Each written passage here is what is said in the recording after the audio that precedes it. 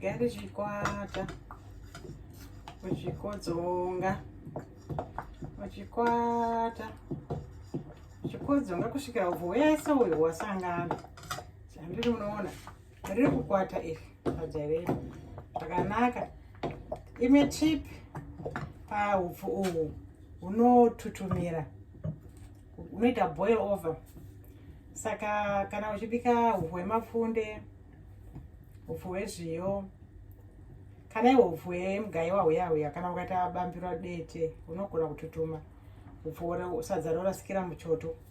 Saka kuchengetedza sadza rako, bambira riya rianga riite a bit thick. Ukarita very thick rinopedzisira risingakwati. Saka it should be in between. Saka kana rakukwata paipai, just check kuti riri kukwata sei. Sezvariri kuita izvi, it has got bubbles, you can see those bubbles. Saka riri kukwata zvakanaka, haritutumire, hariite richitutuma kunze kwepoto, because rine hupfu hwakakwana, rinenge richikwatawo zvakare zvakanaka. Saka rega richikwata, uchikodzonga, richikwata, uchikodzonga kusvikira wakurinzwa iwewo kuti porridge iri rakunhohwerera, raane kamwe kamushinyiriro wakanaka. Kana radaro raibva porridge redu, taakuchiisa hupfu zvishoma nezvishoma nezvishoma, tichimona kusvika taakusvika pekuti garichishinyira. Toderedza moto, roshinyira kwechinguva, tomona zvakare tobva tazopakura. Saka sadza redu rinenge raibva. Usazobika mbodza muzukuru, kozi iwewe pachako hausi kubikira mumwe munhu, uri kubika iwewe kuti udye.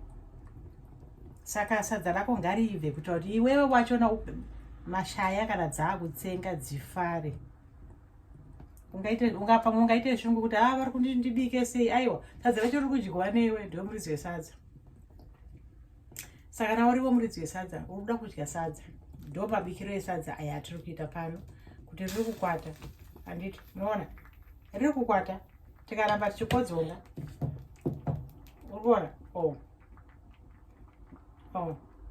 ndo zvinoreva kuti chi riri kukwata zvakanaka iri nekuibva zvakanaka.